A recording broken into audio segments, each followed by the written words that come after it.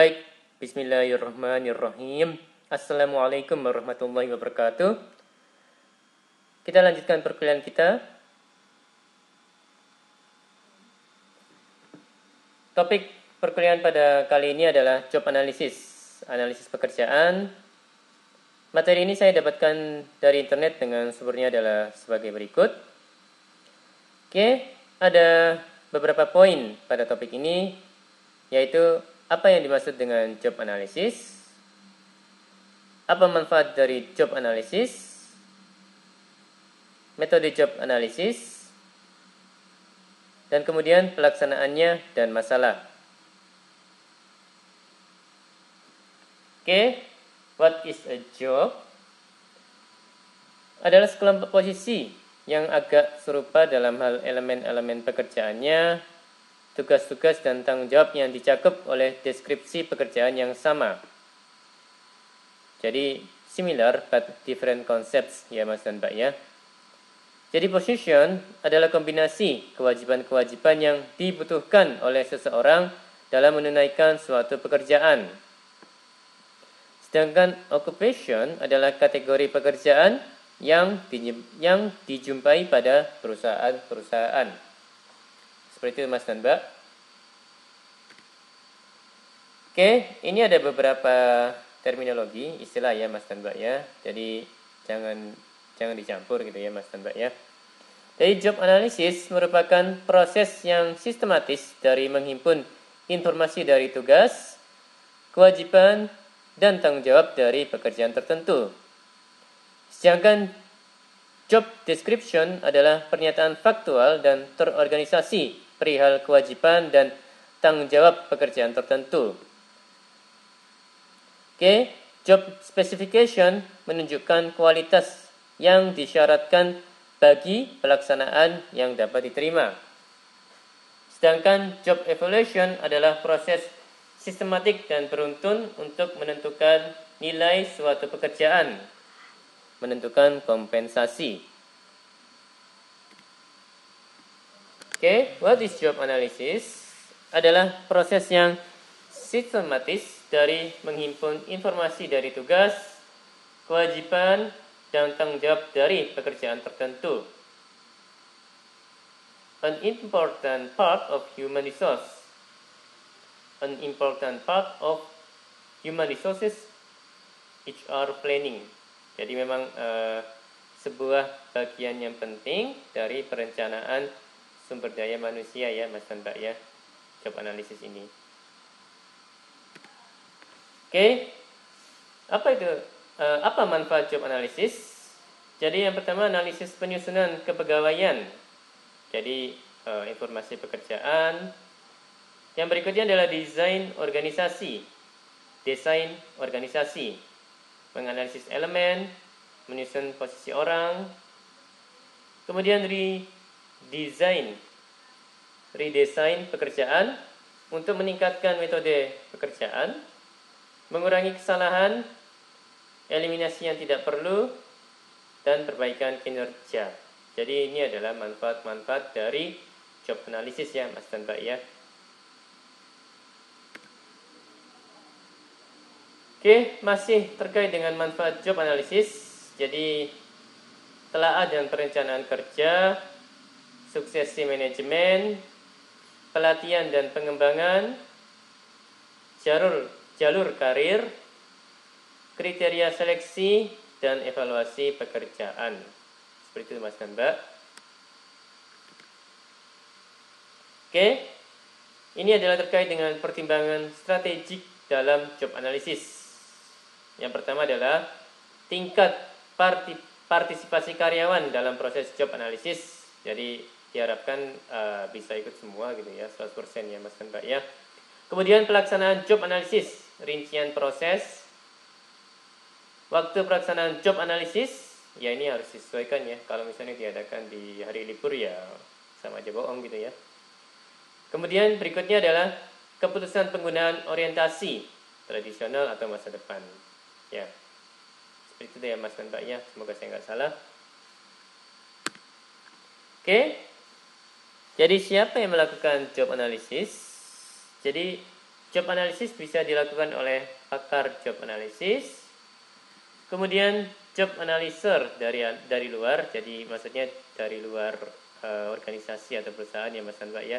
Jadi di apa namanya ya? Dipanggil dari luar sebuah perusahaan konsultan gitu ya. Untuk apa namanya?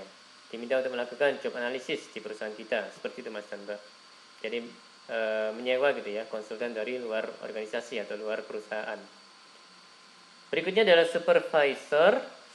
Jadi supervisor juga bisa melakukan job analysis dalam hal ini. Dan yang berikutnya adalah manager. Individu yang sungguh memahami orang-orang, pekerjaan, dan keseluruhan sistem organisasi. Jadi poinnya kalau saya tidak salah ada ini ya. Jadi siapa yang bisa melakukan job analysis adalah individu yang sungguh memahami orang-orang, pekerjaan, dan keseluruhan sistem organisasi. Oke, masuk ke aspek pekerjaan job analysis. Jadi, keluaran pekerjaan, penyusunan staf, penetapan standar, dan tujuan kerja, evaluasi nilai kerja. Maaf. Aktivitas yang dilaksanakan, jadi tujuan perancangan kerja, struktur organisasi, persyaratan kerja dan jalur karir, kebutuhan pelatihan dan pengembangan, pendefinisian kebutuhan suksesi manajemen, perencanaan tinjauan kerja. Ya, ada kompetensi, definisi persyaratan kerja untuk seleksi, penempatan, jalur karir, rencana desain organisasi, kebutuhan pelatihan. Maaf. Kemudian struktur balas jasa, administrasi gaji.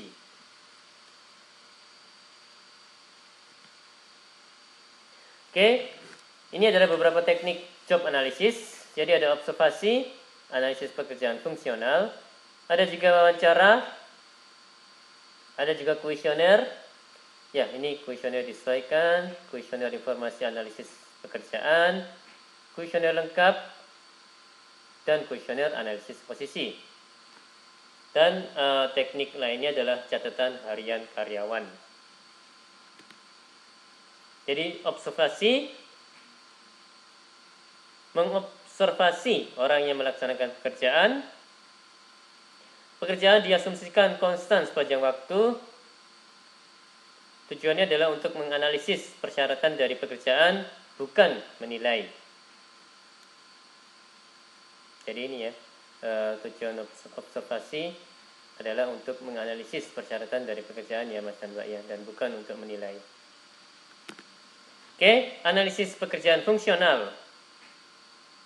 The Department of Labor. Job analysts use observation methods to gather information about an employee. Jadi, analis pekerjaan menggunakan metode observasi untuk mendapatkan informasi mengenai seorang karyawan, seorang pekerja gitu ya Mas dan Mbak ya. Information organized into 3 categories. The first one is data, the second one is people, and the third one is things.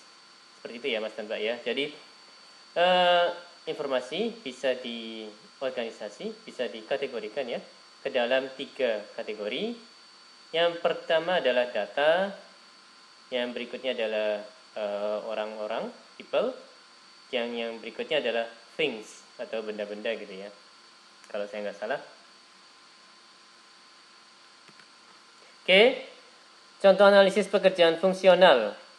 Jadi work functions. Jadi ada tadi ya yang tadi disebutkan sebelum ini, ada data, ada orang, ada barang gitu ya Mas dan Mbak ya. Jadi masing-masing ada poin-poinnya. Jadi ada kalau data yang 0 itu konsistensaan, kemudian 1 koordinasi, 2 analisis, dan seterusnya hingga yang ke-6 adalah pembandingan. Kemudian yang orang 0 adalah penasihatan, yang 1 negosiasi, yang 2 instruksi, yang ketiga penyediaan, hingga seterusnya, hingga yang ke-8 adalah melayani. Sehingga,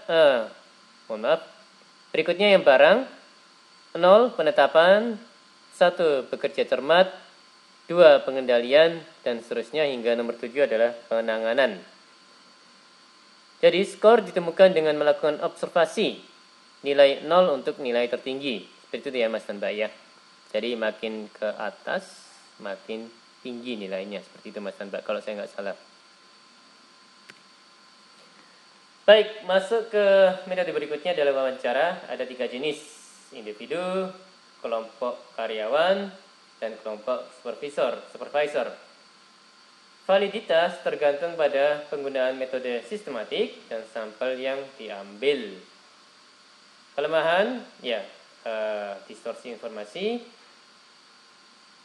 Jadi pada wawancara diperlukan juga informasi tambahan ya Mas dan Mbak ya, supaya kalau saya nggak salah, supaya menghindari ya bias gitu ya, bias informasi. Oke, masuk ke metode berikutnya adalah kuesioner. Kuesioner yang disesuaikan dengan aktivitas organisasi, kuesioner terbitan. Ya, kuesioner ini bisa dipakai untuk mendapatkan informasi, untuk membongkar tugas, tanggung jawab, kemampuan, dan standar kinerja pekerjaan.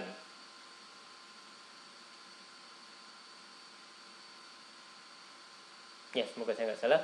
Kemudian kuesioner, ini analisis kuantitatif ya. Jadi Mas dan Mbak,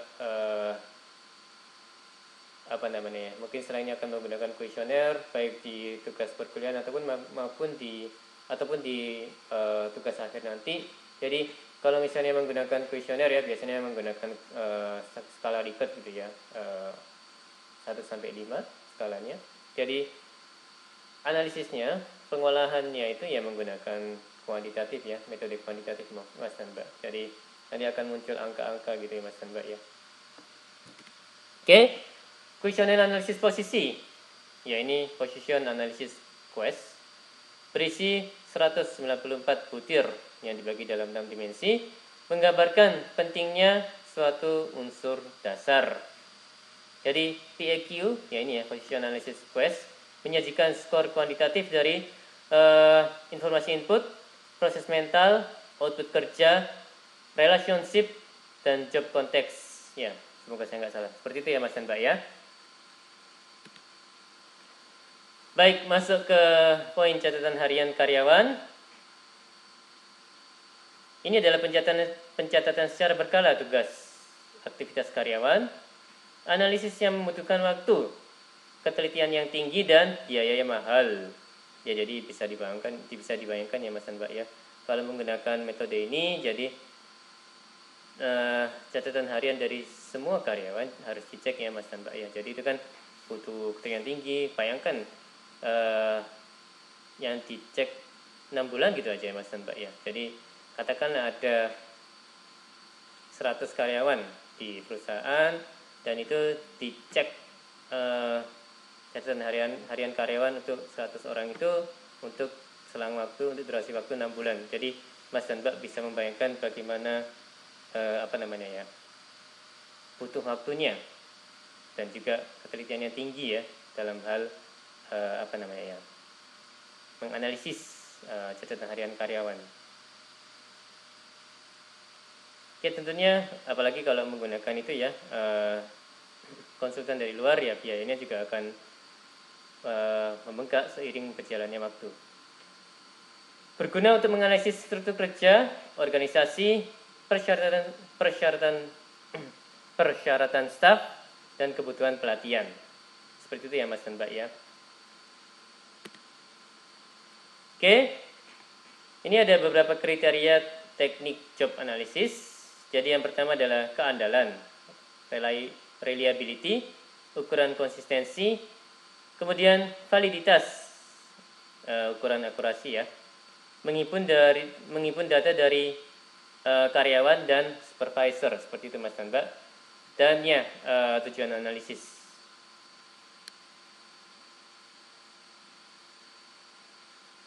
Jadi kalau saya nggak salah, ya job analysis tujuannya apa gitu ya manusia, Mas dan Mbak ya. Jadi tujuan dari mengadakan job analysis itu apa, dan itu akan turun pada teknik yang tepat untuk digunakan untuk mencapai tujuan tersebut. Oke, masalah-masalah dalam job analysis. Yang pertama, ketakutan karyawan, ancaman pekerjaan, tingkat gaji, tingkat produksi. Ya, jadi apa namanya ya? Namanya kan menghimpun data dari karyawan ya. Bisa jadi karyawan akan memasang apa namanya? Perisai gitu ya, karier supaya apa namanya ya? Supaya dinilai bagus gitu ya, supaya tampak bagus. Dan ya, mengumpulkan informasi yang mutakhir. Jadi bisa jadi yang didapatkan adalah bukan informasi yang mutakhir, tapi merupakan informasi yang sebelum-sebelumnya. Jadi itu juga apa namanya ya, mengumpulkan informasi yang mutakhir bisa atau tidak, itu juga salah satu masalah dalam job analisis. Oke, ini adalah poin-poin keberhasilan job analisis. Jadi ada komitmen manajemen puncak. Jadi harus pimpinan perusahaan juga komitmen terhadap pelaksanaan job analisis ini. Keterlibatan serikat pekerja supaya nggak bertentangan ya. Jadi mereka juga setuju, jadi sama-sama enak seperti itu Mas dan Mbak. Kemudian keterlibatan karyawan, harapannya 100% ikut semua ya di job analisis. Kemudian komunikasi yang efektif. Jadi dalam melakukan job analisis, komunikasi terutama dari pimpinannya itu akan sangat penting berpengaruh. Kemudian penugasan personalia untuk pelaksanaan.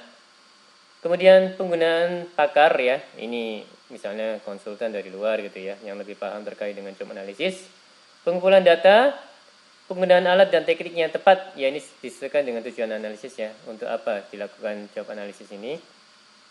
Untuk apa dilakukan job analisis dalam suatu kurun waktu tertentu gitu ya. Kemudian penggunaan komite untuk pengawas ya, supaya job analisisnya berhasil tepat waktu, nggak molor dan tidak costly gitu ya, seperti itu Mas dan Mbak. Baik, demikian perkuliahan kali ini. Mohon maaf kalau ada kata-kata yang salah. Terima kasih atas perhatiannya. Wassalamualaikum warahmatullahi wabarakatuh.